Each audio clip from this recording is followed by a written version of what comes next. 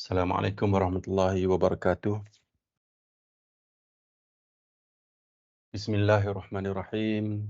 Innal hamdalillah nahmaduhu wa nasta'inuhu wa nastaghfiruh wa na'udzu billahi min shururi anfusina wa min sayyiati a'malina may yahdihillahu fala mudilla lahu wa may yudlil fala hadiya lahu. Wa asyhadu an la ilaha illallah wahdahu la syarika lah wa asyhadu anna Muhammadan abduhu wa rasuluh. Segala puji hanya bagi Allah, kami memujinya, memohon pertolongan dan ampunan kepadanya. Kami berlindung kepada Allah dari kejahatan dari diri kami dan teruknya amal perbuatan kami. Barang siapa yang Allah beri petunjuk, maka tidak ada yang dapat menyesatkannya, dan barang siapa yang Allah sesatkan, maka tidak ada yang dapat memberinya petunjuk. Saya bersaksi bahawa tiada ilah yang berhak diibadahi dengan benar kecuali Allah semata. Tidak ada sekutu baginya, dan saya bersaksi bahawa Nabi Muhammad SAW adalah hamba dan rasulnya. Ya ayyuhallazina amanu taqullaha haqqa tuqatih wa la tamutunna illa wa antum muslimun. Wahai orang yang beriman, bertakwalah kepada Allah dengan sebenar-benar takwa kepadanya, dan janganlah kamu mati kecuali dalam keadaan muslim. Ya ayuhan nasu taqu rabbakumul ladzi khalaqakum min nafsin wahidatin wa khalaqa minha zawjaha wa batha minhuma rijalan katsiran wa nisaa'a wattaqullaha alladzi tasaaluna bihi wal arham innallaha kana 'alaikum raqiba. Wahai manusia, bertakwalah kepada Rabbmu yang telah menciptakan kamu dari diri yang satu, yakni Nabi Adam. Dan Allah menciptakan pasangan, yakni Hawa, dari dirinya, dan dari keduanya Allah perkembangbiakkan laki-laki dan perempuan yang banyak. Bertakwalah kepada Allah yang dengan namanya kamu saling meminta, dan peliharalah hubungan kekeluargaan. Sesungguhnya Allah selalu sentiasa dan mengawasimu. Ya ayyuhalladzina amanu taqullaha wa qulu qawlan sadida yuslih lakum a'malakum wa yaghfir lakum dzunubakum wa may yuti'illaha wa rasulahu faqad faza fawzan 'azima. Wahai orang yang beriman, bertakwalah kamu kepada Allah dan ucaplah perkataan yang benar. Nescaya Allah yang akan perbaiki amal-amalmu dan mengampuni dosa-dosamu. Dan barang siapa mentaati Allah dan Rasulnya, maka sungguh dia menang dengan kemenangan yang agung. Amma ba'du fa inna asdaqal hadithi kitabullah wa khairal hadi hadi Muhammadin sallallahu alaihi wasallam wa syarrul umuri muhdatsatuha fa inna kulla muhdatsatin bid'ah wa kulla bid'atin dhalalah wa kulla dhalalatin finnar. Sesungguhnya sebenar-benar perkataan adalah kitabullah, yakni Al-Quranul Karim, dan sebaik-baik petunjuk adalah petunjuk Nabi sallallahu alaihi wasallam, yakni sunnah yang sahih. Seluruh perkara adalah perkara yang diadakan dalam agama. Setiap yang diadakan dalam agama adalah sesat, adalah bid'ah. Setiap bid'ah adalah sesat, dan setiap kesesatan tempatnya dalam neraka. So hadis ni yang kita baca setiap kali bermulanya tazkirah lah. Hadis ni hadis daripada hadis yang sahih. Dan juga secara sunnahnya, kalau kita memulakan majlis, kita baca ayat-ayat inilah. Tidak dengan doa lah, kalau ikut daripada sunnah yang sahih. Kita baca hadis yang saya baca ni. So dalam sesi hari ni saya bawa ini material lama ni, kita ambil perkataan ni daripada ayat Quran ni. Wahai orang-orang yang beriman, bertakwalah kamu kepada Allah dan ucapkanlah perkataan yang benar. So nak highlight kepada yang kuning ni tentang anjuran ataupun saranan Allah kepada kita untuk kita bercakap mana yang benar. Tengok daripada hadis yang saya bawa ni, Ibnu Mas'ud menuturkan bahawa Nabi SAW bersabda, "Hendaklah kalian sentiasa berlaku jujur, kerana sesungguhnya kejujuran akan mengantarkan kepada kebaikan, dan sesungguhnya kebaikan akan mengantarkan kepada syurga." Tak, Nabi kata kan, dalam konteks kita tengok ataupun faham balik apa yang Nabi sebut kan, dalam setiap kali Nabi memulakan majlis. Dalam ayat yang Nabi baca ni, surah Al-Ahzab ni, Rasulullah SAW bagi tahu daripada perkataan firman Allah ni, ucapkanlah perkataan yang benar. Tengok pada hadis ni Nabi uraikan lagi, hendaklah kalian sentiasa berlaku jujur. Kenapa? Kerana sesungguhnya jujur akan mengantarkan kepada kebaikan, dan sesungguhnya kebaikan akan mengantar kepada syurga. So kena ingatlah, kejujuran ni dia bawa kepada kebaikan. Dan kalau kita nak argue kan, memanglah kejujuran ni orang akan jaranglah orang akan marah. Tapi akan ada lah orang akan marah, ataupun sebab kita beritahu benda yang lain daripada apa yang orang nak dengar kan.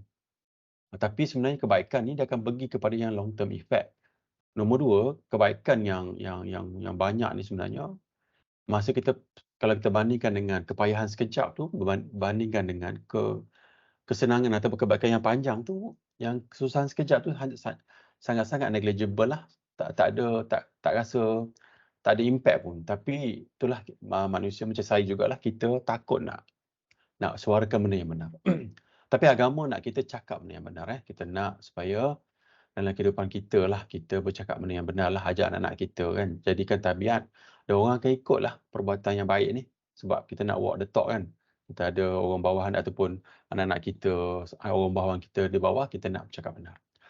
Jika seseorang sentiasa berlaku jujur dan berusaha untuk jujur, maka dia dicatat di sisi Allah sebagai orang yang jujur. Katalah kita ni belum lagi sampai tahap jujur kan. Dibesarkan dengan banyaklah kelentongnya, banyaklah mengelaknya, banyaklah apa, berselindungnya. Tapi kita dah faham apa yang Allah nak. Kita cuba untuk berlaku jujur. Memang akan slip lah. Tergelincir sekali-sekala, kita sebut benda-benda yang tak benar. Tapi kita dalam usaha untuk ubah diri lah. So kalau ikut pada hadis ni, Nabi kata Allah akan catat ataupun Allah akan letak kategori orang ni seorang yang jujur. Sebab dia sedang berusaha. Dan ini selari dengan apa yang perkataan yang kita baca dalam Quran surah Al-Fatihah tu kan, ihdinas siratal mustaqim tu. Jalan yang lurus tu kan, jalan tu. Yang besarnya, yang naknya jalan. So dia selari kat sini. Dalam konteks kita nak kepada benda yang baik, dah Allah bagi dah benda tu, awak ni duduk di kalangan orang yang baik. Seperti mana yang kita dengar hadis yang ada seorang ni dia bunuh ramai orang kan, bunuh 99 orang kan. Lepas tu dia bunuh orang ke 100. Ini hadis yang sahih. Tapi bukan berlaku pada zaman Nabi lah. Nabi cerita pada zaman dahulu. Lepas tu dia jumpa dengan seorang lagi ahli ilmuwan, dia kata pergilah ke tempat lain. Ke sana ni awak boleh lagi, Allah terima taubat. Dia berjalan, dia meninggal dalam perjalanan ke tempat yang baik. Dan Allah bagi rahmat lah. Allah hantar malaikat nak cerita supaya adalah event berlaku, malaikat ukur tempat yang daripada jarak kejahatan dengan jarak ke tempat yang baik itulah. So dia lebih dekat kepada kebaikan. Tapi maksudnya nak cerita, kita ni kalau dalam konteks, dalam nak berusaha ke arah kebaikan, Allah akan bagilah, Allah akan bagi. Kita ni letak dalam orang nak menjadi baik macam tu. Jadi kita naklah kita ni dengan niat, dengan usaha, dengan letak motivasi yang tinggi untuk berubah lah. Dalam konteks ni kita nak bercakap benar lah. Kita nak bercakap benar, kita nak jujur. Hati-hatilah kalian dari berbuat dusta, jangan menipu kan. Kerana sesungguhnya dusta akan mengantarkan kepada kejahatan. Dan kejahatan akan mengantarkan pada neraka. Ini kita tak nak lah. Kita nak bercakap benar, kita nak bercakap jujur. Jika seseorang sukanya berdusta dan berupaya untuk berdusta, maka ia dicatat di sisi Allah sebagai pendusta. Dari riwayat Bukhari. Jadi kita tak naklah dalam ni. Walaupun kita, katalah environment kita sangat teruk kan. Cuba kita jadi orang ni lah yang nak berusaha. Memanglah jalan perjalanan untuk berubah sangat susah. Dan ambillah tips daripada Nabi kan. Nabi kata Allah ni sangat suka manusia ataupun orang yang Muslim yang sedikit. Buat benda yang sedikit-sedikit tapi berterusan. Buat sedikit-sedikit, 5-6 tahun kita expert dalam bidang tu. Daripada orang buat. Macam kita buat hafazan Quran lah. Baca, ambil 4 ayat, 5 ayat. Baca ulang 100 kali kan. Lepas tu pergi ayat ke-5, ke-10 pula. Ulang 100 kali. Sedikit. Berbanding dengan orang yang katalah kita bandingkan masa orang tu ambil untuk baca ayat tu, satu muka surat lah contoh. Orang yang menghafal ni dia ambil katalah 4 minggu lah, sebulan lah satu muka surat. Tapi orang yang tak menghafal, dia dah baca ulang satu muka surat dengan kaedah yang salah, dengan bukan teknik yang betul. Most probably dia tak hafal pun ayat tu. Macam kita baca surah Yasin lama daripada kecil sampai hari ni kan. Tak hafal pun, ada hafal sikit, boleh ikut je. Tapi orang yang baca sedikit dengan kaedah yang benar, sedikit-sedikit berterusan tu. Ambil sedikit, ambil sikit ulang. Dia boleh hafal dalam maybe Yasin mungkin dalam 2-3 bulan, 4 bulan boleh hafal. Itu yang pertama, cakap benar ada lagi banyak hadis ni. Cuma hari ni saya sebenarnya tak bawa hadis yang baru. Kita ulang je. Jadi hari ni sesi tazkirah lah, nasihat-nasihat kan. So kita baca lagi lah, ambil masa sedikit, kita nak cerita tentang apa yang Nabi selalu baca lah supaya kita dapat ambil manfaat kan. So dalam konteks ni kita nak cerita tentang ucapkanlah perkataan yang benar daripada ayat Al-Ahzab ni. So hadis kedua kita nak baca, ayat Quran lah kita nak baca. Wahai orang-orang yang beriman, bertakwalah kepada Allah dan hendaklah kamu bersama orang-orang yang benar. Orang yang benar ni orang yang bawa benda yang betul lah. Termasuk dalam konteks agama yang hadis yang sahih kan. Dhaif palsu kita buang, kita tak mau. Dalam kerja sama dengan anak-anak kita, dengan isteri kita. Kalau kita lah memang 99% cakap benda yang benar kan. Walaupun walaupun banyak benda yang berlaku kat kita, anak-anak kita akan ikut, akan bawa benda tu. Dan kita rasa percaya kepada dia kan. Dia pergi mana pun anak kita contoh, kita percaya sebab credibility dia bercakap benar tu ada. Walaupun dia tengah susah, dia tak menipu lah.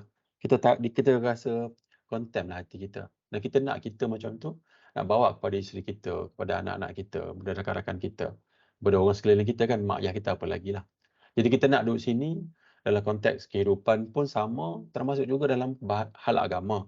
Tapi yang terpenting dalam hal agama lah, sebab agama ni yang akan bawa keselamatan selepas mati. Kita nak duduk di kalangan orang yang betul-betul jaga, yang ambil betul-betul benar ni daripada Nabi SAW.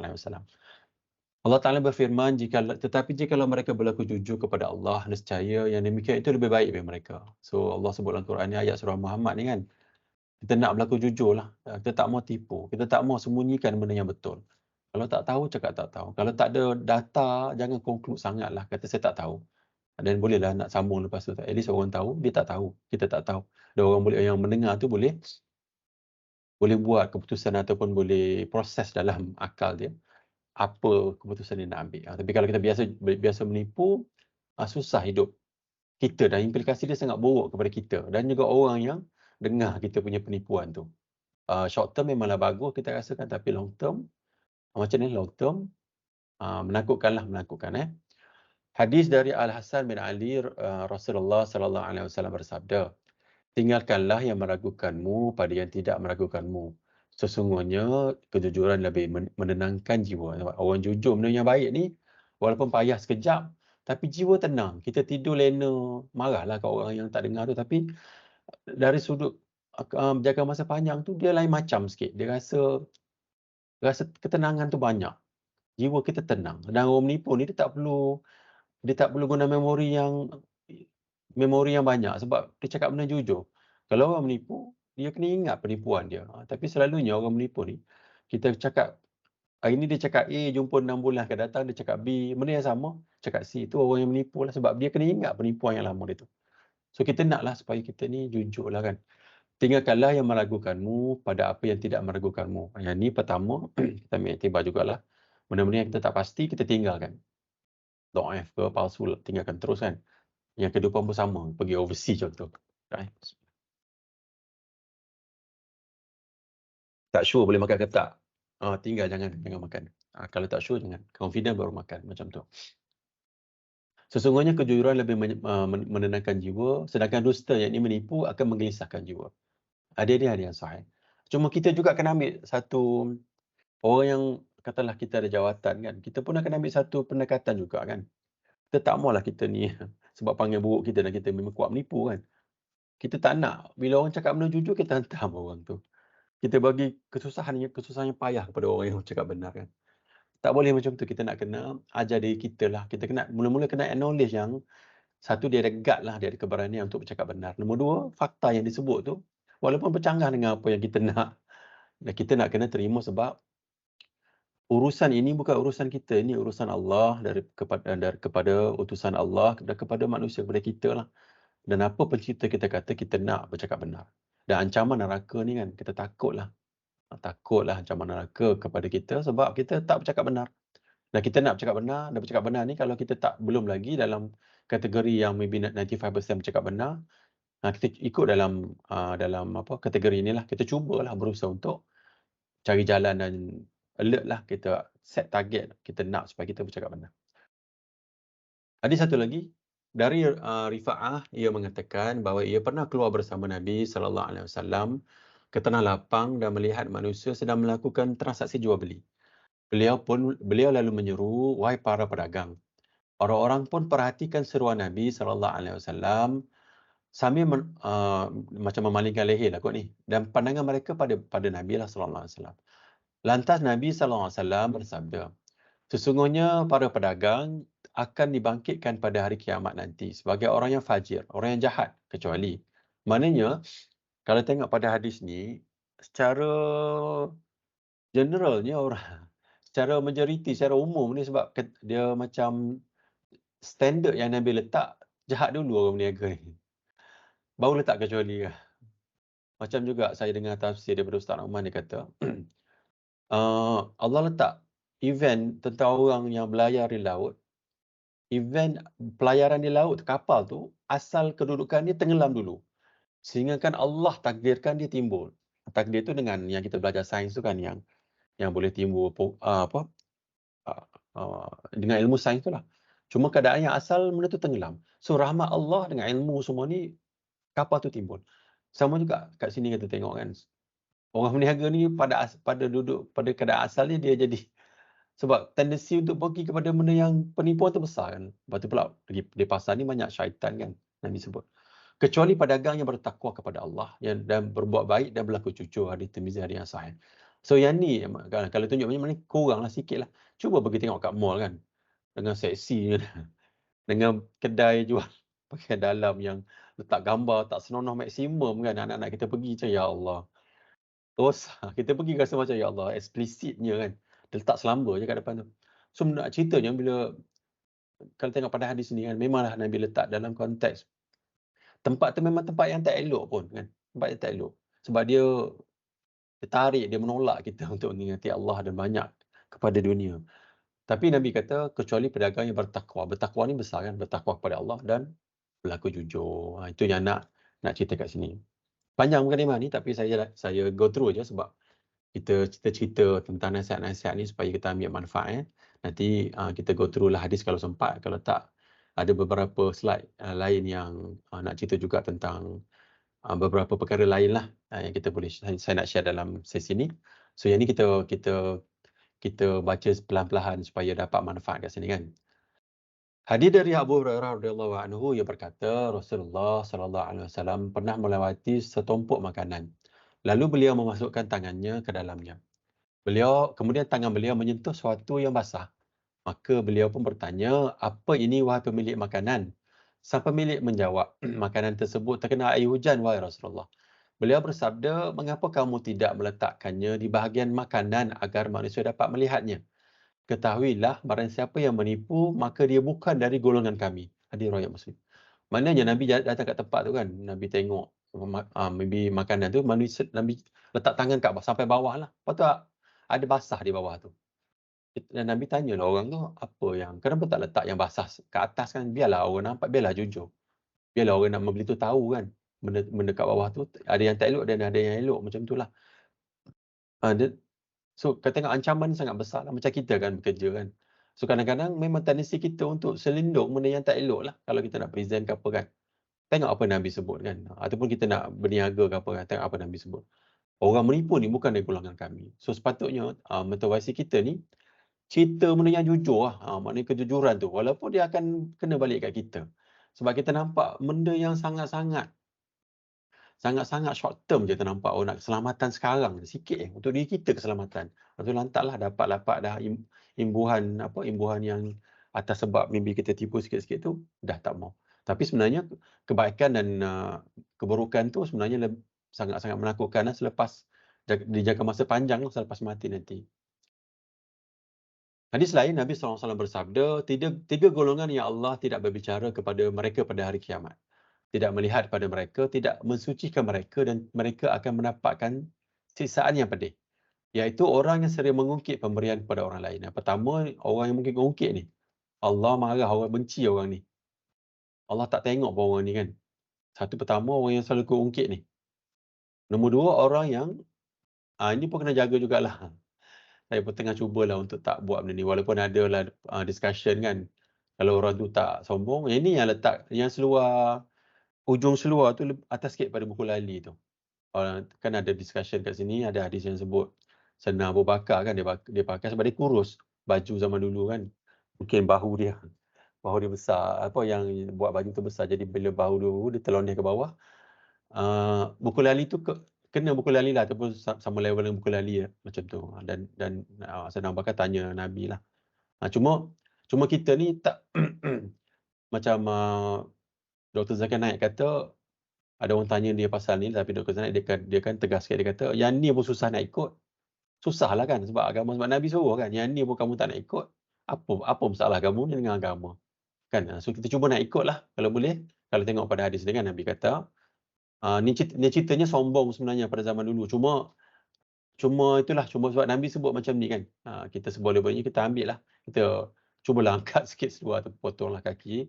Dan sekarang ni pun fashion hari ni orang pakai seluar atas muka lali dah tak pelik lah. Kita boleh pakai dah kan. So cubalah untuk orang lelaki, untuk lelaki je, perempuan tak perlu. Dan orang yang menjual barangannya dengan sumpah dusta tak jujur kan, macam-macam dia janji. Kita tengok dekat Lazada ataupun dekat Shopee kan. Gambar lain dapat lain kan. Sama jugalah benda ni, sebab point dia adalah kita nak jujur. Walaupun tak laku. Ada cara lain lah, tapi bukan dengan menipu. Sebab rezeki Allah bagi kan. Ada cara lain tapi bukan dengan menipu. Nabi SAW bersabda, tanda orang munafik ada 3. Dusta dalam perkataan. Yang pertama, dia menipu. Munafik lah. Orang tu termasuk dalam kategori orang munafik. Menyelisihi janji, mana dia tak ikut janji dia lah. Jika dia buat janji, dia tak ikut. Dan khianat terhadap amanah. Ada amanah, ada khianat.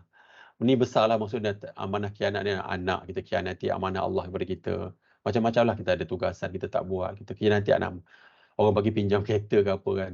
Atau orang bagi apa-apalah, kita khianat. Dengan mak ayah kita kan, banyak mana kita khianat terhadap mereka lah. Apa-apa yang amanah tanggungjawab yang dia bagi kan. Dia suruh kita itu tak buat, dia suruh tak buat kan, macam tu. So kita nak kena ambil cana sikit. Saya ingat ni last hadis, ada satu lagi last. Saya baca last ni. Dari sahabat Hakim bin Hizam radhiyallahu an, Nabi sallallahu alaihi wasallam bersabda, kedua orang penjual dan pembeli masing-masing memiliki hak selama keduanya belum berpisah. Bila keduanya berlaku jujur dan saling berterus terang, maka keduanya akan memperoleh keberkatan dalam transaksi tersebut. Sebaliknya, bila mereka berlaku dusta dan saling menutup-menutupi, nescaya akan hilanglah keberkatan bagi mereka pada transaksi tersebut. Hadis riwayat Muslim. Macam kita kan kerja, kita naklah kerja kita ni diberkati Allah lah. Kita nak ada berlaku jujur lah maksud dia. Apa lagi apabila kita kerja ni dapat gaji kan, duit usaha kita dalam pekerjaan ni adalah dia punya output, dia gajilah pada akhir bulan tu kan. So kita naklah supaya ada banyak kejujuran lah, dan kita nak letak, walaupun memang akan ada kesalahan, dan kita nak jadikan kita seperti kategori yang orang yang saya sebut hadis yang awal tadi. Kita nak supaya kita berlaku jujur lah, dan Allah letak bila orang ada perasaan nak dan berusaha untuk berlaku jujur, Allah akan letak dalam kategori orang yang jujur. Dan kesalahan sedikit-sedikit itu kita akan improve lah daripada bulan ke bulan, insyaAllah. Okey, ini daripada mukadimah pertama lah kita sebut tentang bercakap benar lah. So kita nak ambil iktibar kat sini, jadikan motivasi antaranya supaya kita bercakap jujur. Dan takutlah, memang takut kan kalau ada orang nak bagi ancaman. Cuma lawanlah sedikit-sedikit, insyaAllah kita nak masuk dalam kategori orang yang bercakap jujur. Okey, kita pergi pada format tazkirah ni. Kita akan baca lagi tentang pentingnya ilmu peringatan kematian. Lepas tu nak cerita sikit lah ada fix solat ni, yang kesalahan dalam solat ni pun slide lama ni. Dan juga ni larangan serupa orang non-Muslim ni ada saya letak kat sini lah. Kita tengok dekat kedai-kedai kopi sekarang ni memang pakai, dengan kat mall pun pakai lah. Jadi peringatan kepada kita jugalah. Nanti kita akan sebut sikit lah kat sini. Lepas tu hadis 40 ni hadis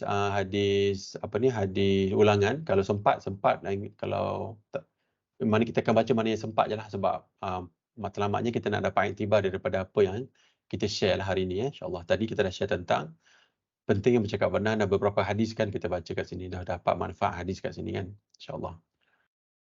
Pada umum pertama, kita nak cerita tentang pentingnya menuntut ilmu yang sahih. Kita nak cari ilmu yang sahih.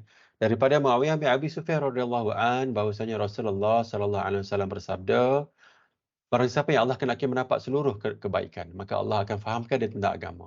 Ada riwayat Bukhari dan Muslim. So pertama ni, kita nak dapatkan motivasi ni setiap minggu tersebut kan. Minggu lepas tak ada, tak sekira. Tapi kita nak supaya kita dalam kepala kita lah benda ni. Kita nak dapat seluruh kebaikan. Kebaikan tadi kan, kalau kita masih lagi seorang yang penipu, banyak cakap benda yang menipu, kita nak kebaikan supaya kita jadi orang yang bercakap benar. So tengok apa yang daripada contoh yang sebut tadi kan. Apa dia kata kunci dia untuk kita dapat seluruh kebaikan. Kita nak faham agama. So faham agama ni dengan belajar lah, dan cari benda yang paling sahih. Kita belajar benda yang tingkatan yang tertinggi, yang paling benar lah kalau boleh. Macam kita belajar sekolah dulu lah kan. Buat eksperimen, nak cari velocity, nak cari acceleration. Kita buat dia punya eksperimen kan. So daripada situ, kalau kita dapat ilmu yang paling sahih, cari yang paling benar. Lepas tu adalah discussion yang cabang-cabang yang lain, dan kita tak rasa sangat mudah ditipu lah kalau ikut. Sebab kita dah faham ni yang paling betul. So analogi yang saya sebut tu sebenarnya untuk kita ni lah, kita cari ilmu yang paling sahih. Ada apa ni, revise balik, buat revision balik ilmu agama yang kita ada hari ni, sebab benda tu bekas lepas mati. Hari ni sekejap je hidup ni kan, kita belajar, kita kerja kan, kerja, dapat gaji kan, sekejap je hidup ni. Tapi bayangkanlah kita akan hidup keadaan kehidupan yang kekal nanti. 1000 tahun, 100,000 tahun kan, sejuta tahun nanti, yang tak ada limit. Dan bekal dia adalah benda ni, faham agama. Alamak, kalau kita tak faham agama, kita ikut dalam agama, macam saya nak tunjuk tadi kan, yang ni semua ni tu kan, kita tak tahu, kita buat je. Ni saya nak tunjuk tentang solat semua ni kan. Kita tak tahu, ni contohlah hukum kan. Apa lagi pergi perkara yang merosakkan akidah. Jadi pertama, pentingnya menuntut ilmu, ambillah ruang cuti 3 hari depan ni, ambillah sikit YouTube ke apa, cari ustaz-ustaz yang memang jaga hadis. Bila dia cerita agama, dia sebut status hadis kan. Jangan pergi lagi yang discussion nak pertahankan pandangan-pandangan yang furuk-furuk. Jangan pergi lagi, cerita foundation dulu. Faham agama dulu. Lepas tu baru pergi perbincangan-perbincangan tu kan, sebab banyak sangat pandangan-pandangan lah. Cuma kalau kita pergi yang paling sahih, jadi jelas lepas tu dia faham. Dia akan datang dengan faham. Faham ni kan dapat dengan faham, dapat kebaikan walaupun orang sembang cerita macam-macam discussion, tak setuju, tapi sebab kita faham, kita kata Allahu Akbar. Salah jawapan dia. Kita faham. Macam tu. Nombor 2, selepas kita faham agama, belajar agama lah, kita nak dakwah.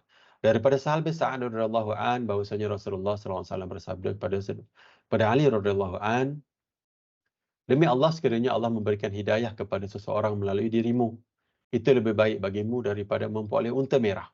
Maksudnya barang yang paling berharga. Hadis riwayat Bukhari Muslim. Lepas faham agama, kita dakwah lah.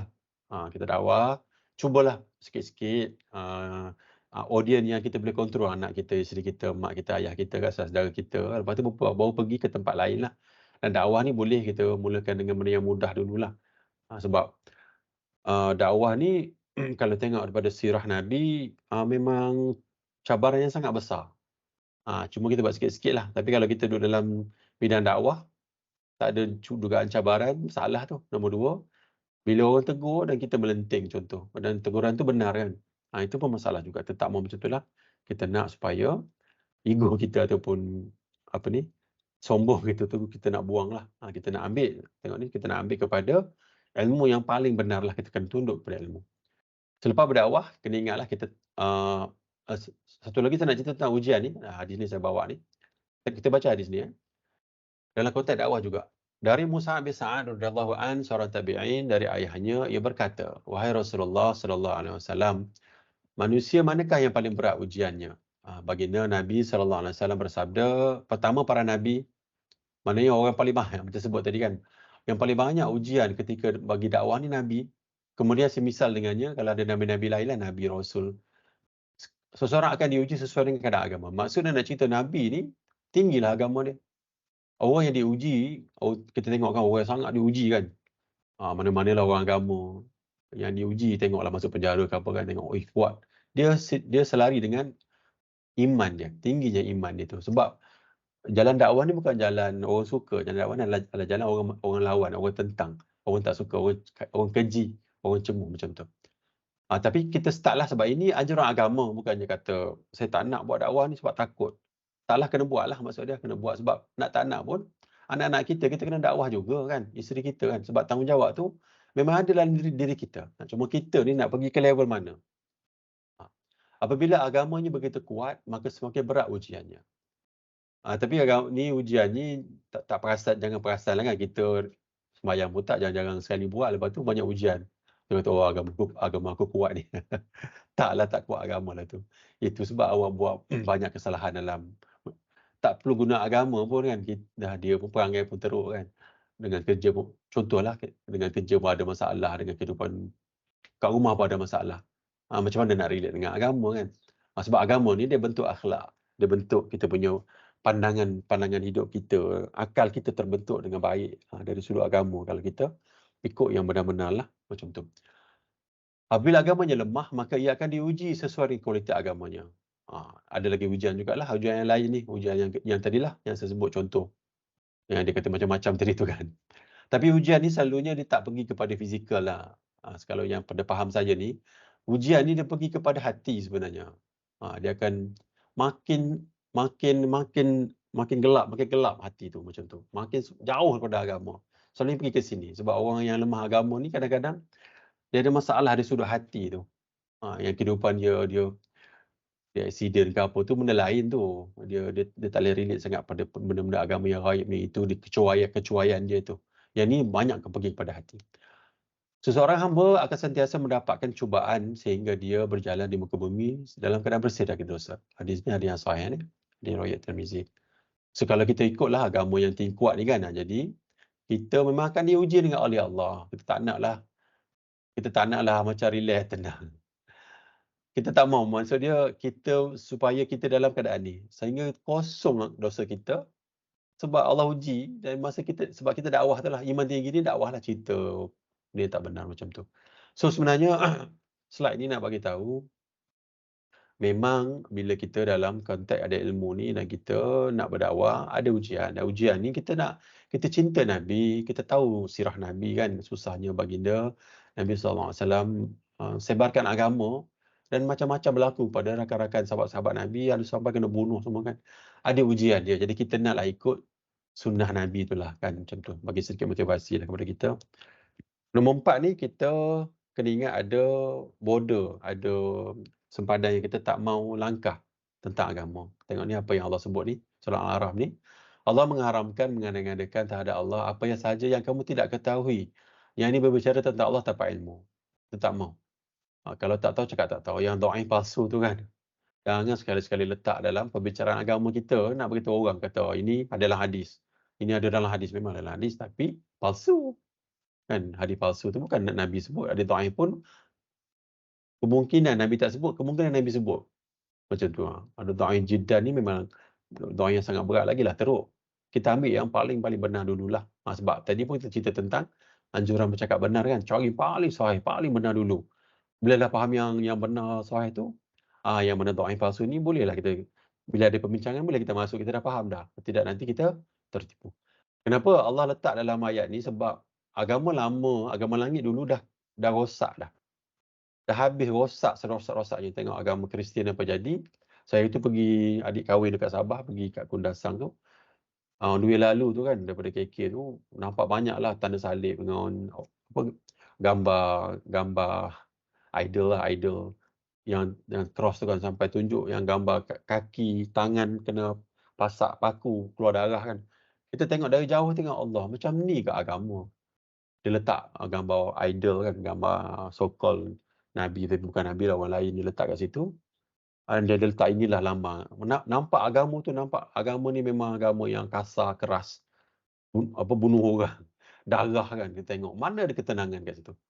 Dan bayangkanlah kepercayaan orang sangat percaya kepada benda tu. Kita tengok pada dari sudut human kita pun rasa macam apa pelik ni kan. Tapi orang masih ramai ikut. Sebab inilah orang, kenapa berlaku? Sebab orang agama mereka sendiri yang merosakkan agama.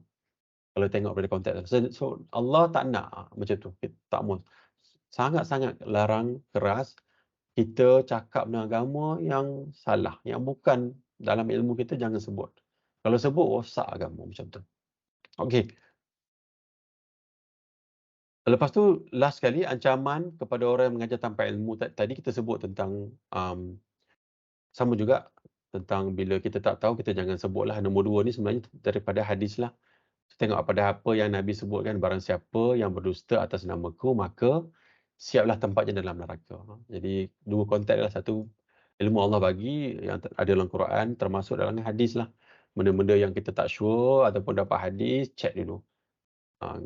Status kalau tak sahih, jangan sebar. Sebab ancaman sangat teruk lah, sangat besar pada kita. Okey, itu yang pertama, kita pergi kepada menuju kebijaksanaan. Ini adalah peringatan kematian. Kita baca ulang-ulang, ini pelan-pelan sikit, tak apa, ambil masa. Sebab saya pun tak prepare yang materi baru. Ni ulang-ulang saja supaya kita ni ada rasa, adalah orang ingatkan kita tentang kematian lah. Tentang ilmu kematian. Tadi kita cakap benda yang anjuran supaya bercakap benar kan. Dan kita baca-baca hadis Nabi, Dan kita masuk baca terjemahan Al-Quran supaya dekatlah dengan kita kan. Ada sentiasa agama lah, seminggu sekali kita dengar hadis, kita tahu ada yang dengar hadis pula ada yang sahih kan. Tak bercampur aduk. Jadi betul lah apa yang kita dengar tu daripada apa yang Nabi sebut sebab kita baca yang sahih. Nombor dua ni menuju kebijaksanaan. Rasulullah SAW bersabda, perbanyakkanlah ingat pemutus kelazatan, yakni kematian. Hadis yang sahih. Ada yang sahih ni hadis pada banyak imam ni, Imam An-Nasai, Imam Tirmizi, Imam Ibn Majah, Imam Ahmad Hanbal ni. Jadi kita baca je hadis ni ataupun ada sesi yang ni adalah kita sedang menjalankan sunnah ni. Nabi kata kan, banyak yang ingat pemutus kelazatan, yakni kematian. Ada sesi ni dah termasuk dalam berpahala dah daripada hadis ni. Jadi kita nak ingat kematian lah macam tu. Dari Ibn Umar radhiyallahu anhu dia berkata, saya pernah bersama Rasulullah sallallahu alaihi wasallam, lalu seorang Ansar menentangi beliau. Dia memberi salam dan bertanya, wahai Rasulullah sallallahu alaihi wasallam, mumi manakah yang paling baik? Beliau bersabda, yang paling baik akhlaknya. Lalu mumi manakah yang paling cerdas, yang paling cerdik? Ini kata kunci lah. Kita nak cerita tentang kebijaksanaan ni kan, yang paling cerdik lah.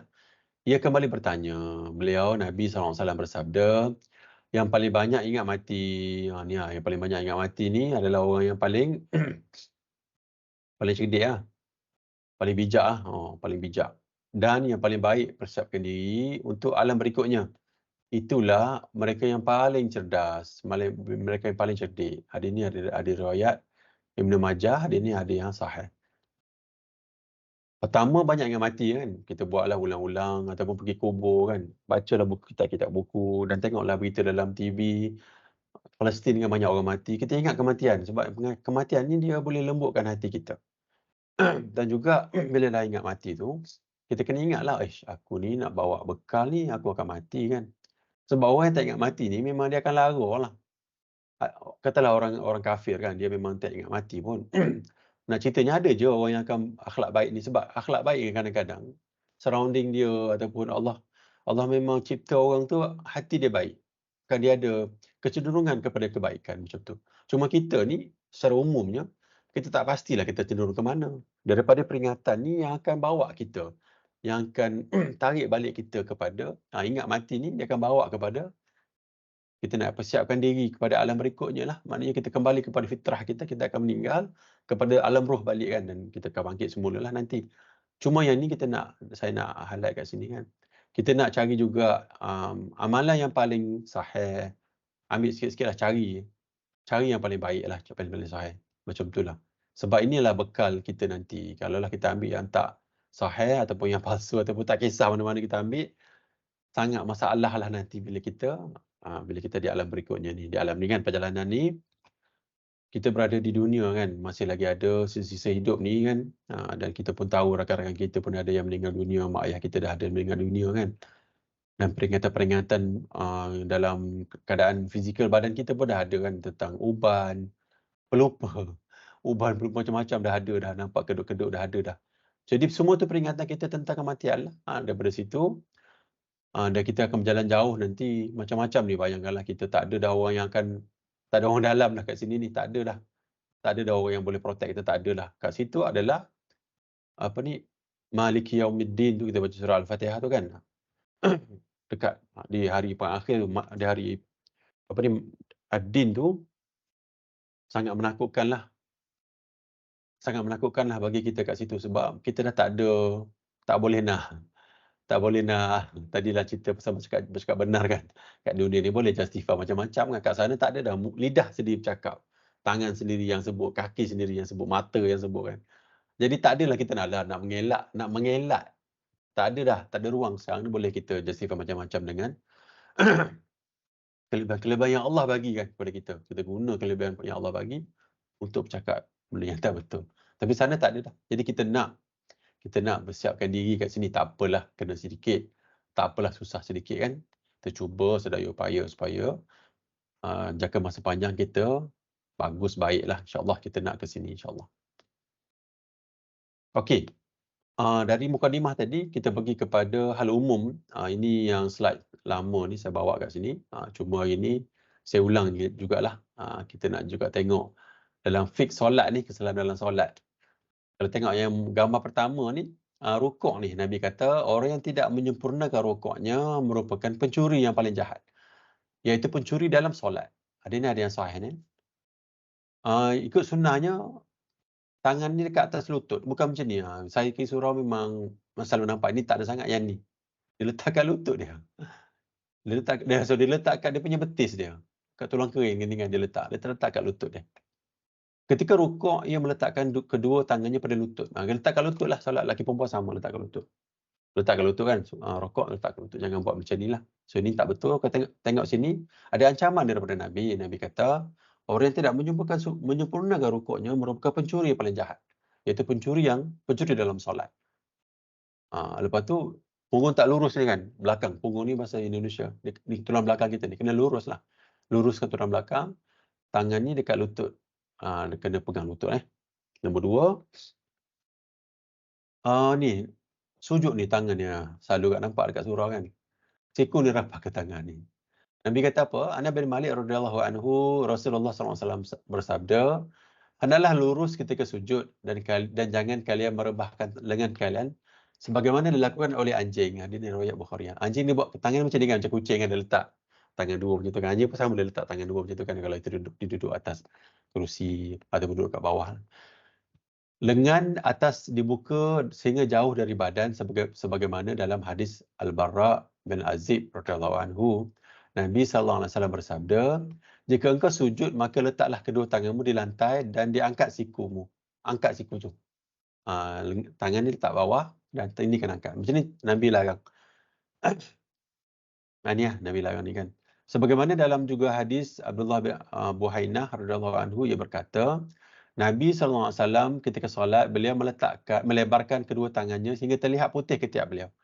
So ni, yang lengan ni kena, kalau bukan solat jemaah lah, solat jemaah kita jangan ganggu orang sebelah, kita rapat-rapat lah. Tapi kalau solat sunat kan, kita ni genggang ke jari ni, biar nampak.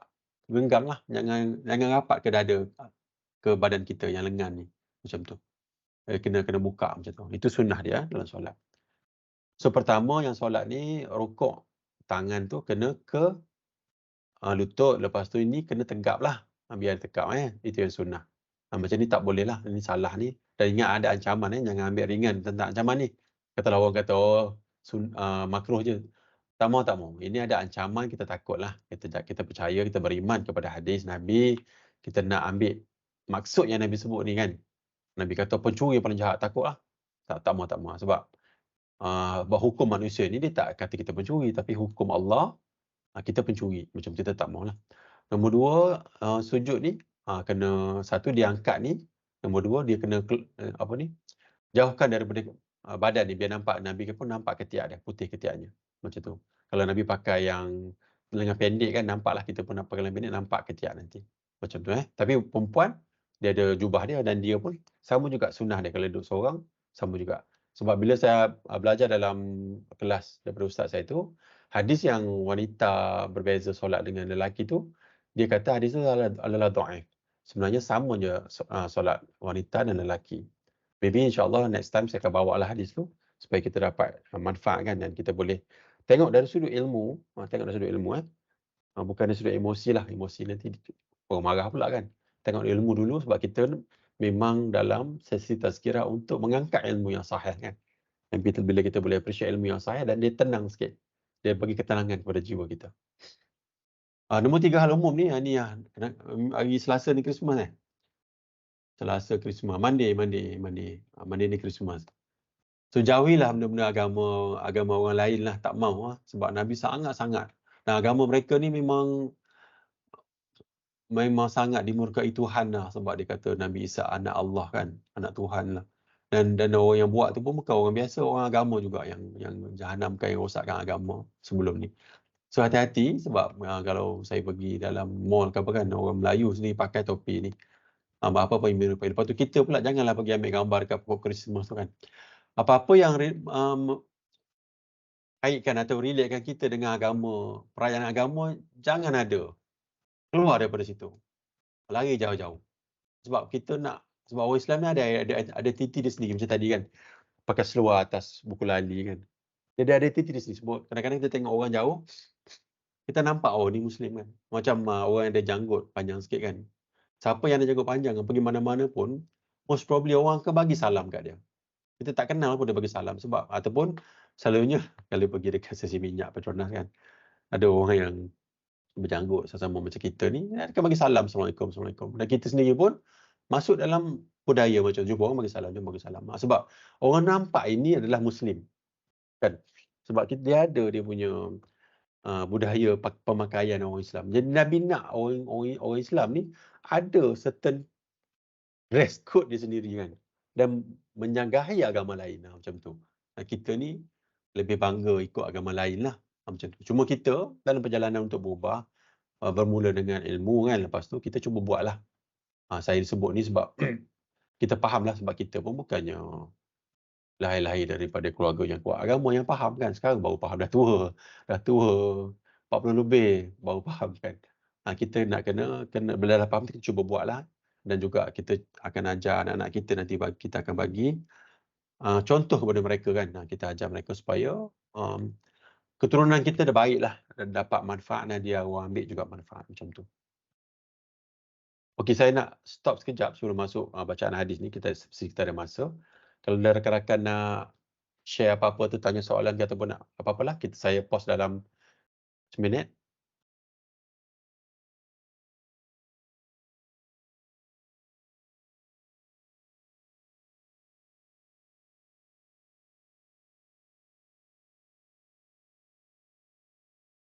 Okey, kalau tak ada, kita pergi kepada hadis tadi. Hadis yang nak baca tadi kan, hadis ni hadis takwa. Hadis takwa ni dia sebut awal lah, selepas tu dia akan cerita tentang ni lah, yang saya highlight ni lah. Kita baca hadis ni dari Abu Dzar, hadis ni hadis 27 daripada kitab hadis 40 Imam Nawawi tu. Dari Abu Dzar radhiyallahu an, Jundub bin Junadah dan Abu Abdurrahman dan Muaz bin Jabal radhiyallahu anhuma. Dari Nabi sallallahu alaihi wasallam, beliau bersabda, bertakwalah kepada Allah di mana saja kamu berada. Takwa ni ikutlah apa yang Allah nak kan. Keluar daripada benda yang haram, jauhi benda-benda yang makruh, jadikan kita warak kan, benda yang tak pasti tinggal, buat benda yang sunat, buat benda wajib, macam itulah, berakhlak elok, bertakwalah, takutlah Allah kan. Takut apa larangan-larangan Allah tu kita tinggalkan, apa yang Allah nak kita buat kan. Akhlak yang baik tadi yang kita baca hadis tadi kan. Itu dalam rangkuman maksud takwa lah. Iringilah keburukan dengan kebaikan. Kalau kita buat benda yang buruk, tengok Nabi letak ni, Nabi dah tahu dah, kita ni memang akan buat benda yang buruk punya. Memang akan pergi kepada benda yang tak elok. Banyaklah. Nak ceritanya, Nabi ni faham sebenarnya keadaan kita. Dan kita ni dekatkanlah diri dengan Nabi tu, maksud dia. Apa yang Nabi sebutkan. Sebab Rasulullah, kalau kita baca hadis Nabi ni, sebab dia faham keadaan manusia. Tengok Nabi kata, iringilah benda yang, bila buat benda yang tak elok ni, benda dosa ni, kita buatlah benda yang baik. Iringilah keburukan dengan kebaikan. Yang dapat menghapuskannya, dan pegawailah manusia. Menghapuskannya maksud dia boleh tutup dosa dia, boleh saingilah dosa ni. Benda kebaikan ni. Kita buat benda baik. Dan pergaulilah manusia dengan akhlak yang baik. Riwayat Tirmizi, dia mengatakan, Imam Tirmizi ni kata, hadisnya Hasan, adanya sahih lah. Pada sebahagian cetakan, dikatakan ada Hasan yang sahih. So hadis ni pertama cerita tentang takwa. Saya tak urailah takwa ni. Nombor 2, kita akan bawa hadis-hadis tentang benda ni. Keburukan, iringilah keburukan dengan kebaikan. Dan benda ni boleh hapuskan keburukan tu.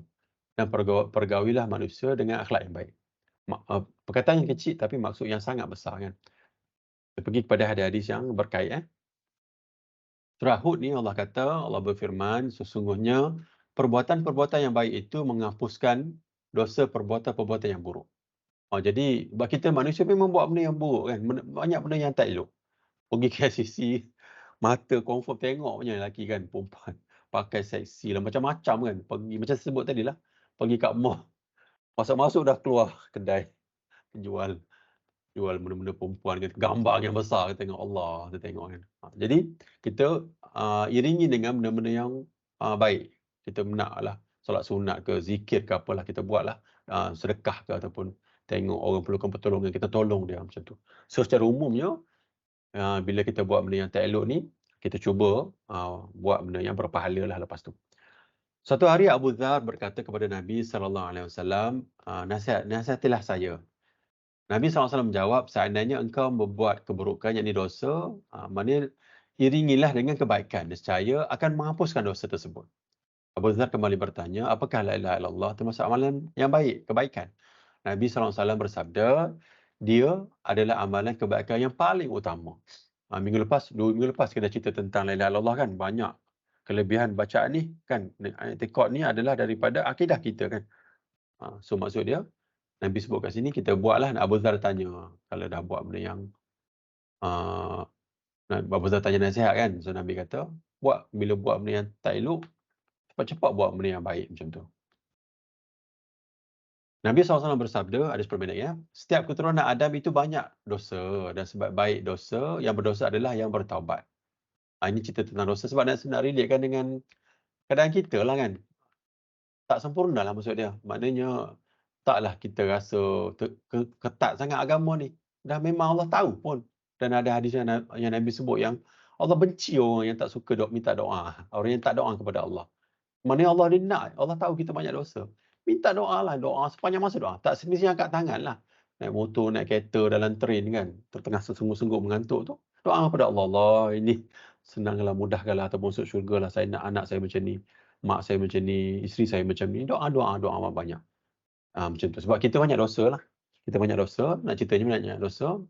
Nak ceritanya Allah faham kita. Allah faham dan banyak dosa. Lepas tu kalau tengok hadis ni, kita nak buatlah benda kebaikan selepas kita buat benda yang buruk. Dan janganlah rasa sangat-sangat down sebab dosa kita tu tak. Dan ada hadis lain kan Nabi sebut yang kalau hamba ni datang dengan Allah, dosa setinggi langit. Sampai ke langit dosa dia. Mana ada orang sampai ke langit kan? Orang tu dosanya sampai ke langit sana. Gunung. Dia minta ampun dengan Allah. Allah ampunkan dosa dia. Lepas tu Allah sebut, aku tak peduli sampai tahap tu. Mana nak suruh kita ni minta ampun dengan Allah, minta doa dengan Allah. Dan akuilah kita banyak dosa, macam itulah maksud dia. Jika seorang hamba melakukan satu dosa, nescaya akan ditorehkan di hatinya satu bintik hitam. Dia ada satu bintik hitam di dalam hati kita. Seandainya meninggalkan dosa itu dan beristighfar, seandainya dia meninggalkan dosa itu dan beristighfar, nescaya bintik hitam itu akan dihapuskan. Tapi jika dia kembali berbuat dosa dan terus-menerus buat, bintik hitam itu akan terus bertambah sehingga menghitamkan semua hatinya. Itulah penutup yang difirmankan oleh Allah, yang artinya sekali-kali tidak demikian. Sebenarnya apa yang mereka selalu usahakan itu telah menutup hati mereka. Hadis ni hadis Hasan Sahih. Ini yang saya sebut tadi, yang kata orang yang menipu tadi kan, yang kerap buat benda yang tak elok tu, kadang-kadang bukan kadang-kadang lah, inilah sebenarnya yang akan Allah timpakan kepada mereka. Hati tu bila dia ada banyak buat jahat kan, tak solat kan, lepas tu cerita banyaklah ujian, iman, bukan iman tinggi lah maksud dia, hati tu kena tutup. Lama hitam memang gelap lah, memang banyaklah urusan dunia dan juga urusan agama yang kita langgar kan. Lepas tu banyaklah masalah dalam hidup kita kan, macam tu.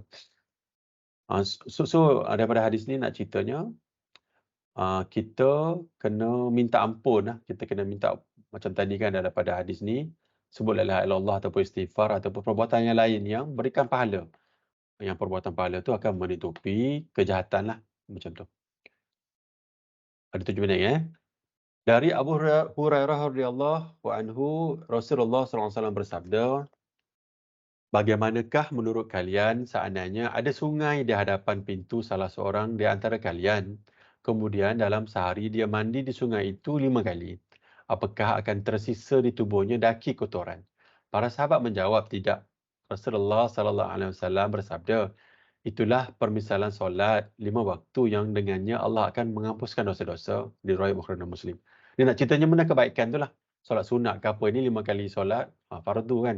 So apa-apa keburukan, kekotoran ataupun kejahatan yang kita buat sehari-hari ni kan, macam tadi sebab contoh, tengok benda maksiat semua tu kan, benda tu akan dihilang lah daripada perbuatan baik kita.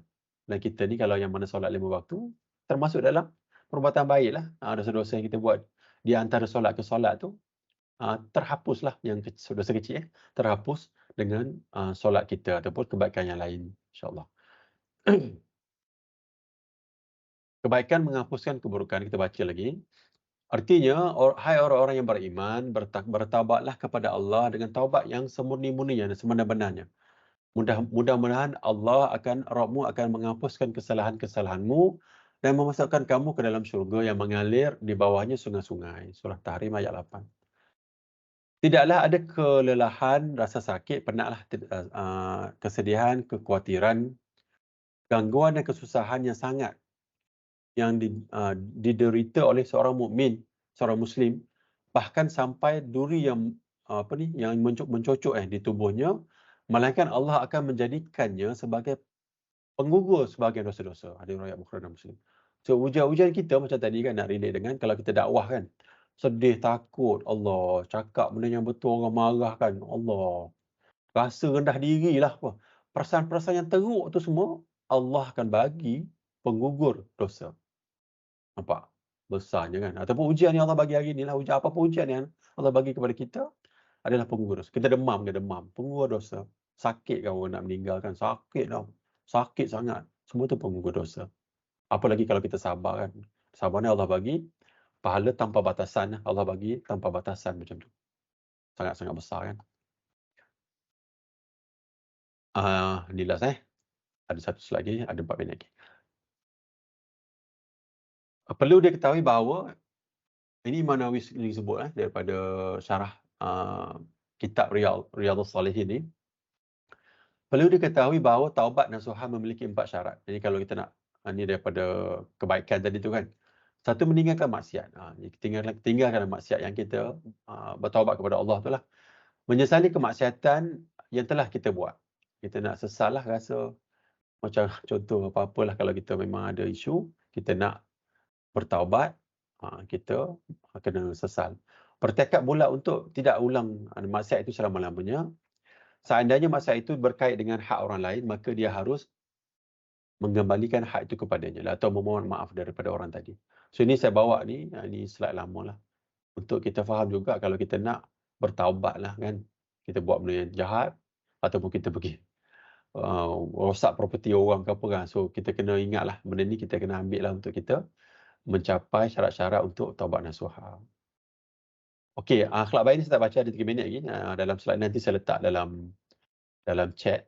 Saya ingat kita tangguhlah, kita akan stop kat sini. Kalau ada soalan rakan-rakan. Kalau tak ada, dan kita tangguh sampai sinilah. InsyaAllah. Subhanakallahumma wa bihamdika asyhadu an la ilaha illa anta astaghfiruka wa atubu ilaik. Maha suci Allah, dan dengan memuji Allah saya bersaksi bahawa tidak ada sembahan yang berhak disembah selain Allah. Saya meminta ampun kepada Allah dan saya bertaubat kepada Allah. Wassallallahu ala sayyidina Muhammadin wa ala alihi wasallam. Assalamualaikum warahmatullahi wabarakatuh. Waalaikumsalam. Waalaikumsalam. Terima kasih, Boh. Terima kasih, Ustaz. Sama-sama. Terima kasih hadir. Terima kasih. Sama-sama, terima kasih hadir.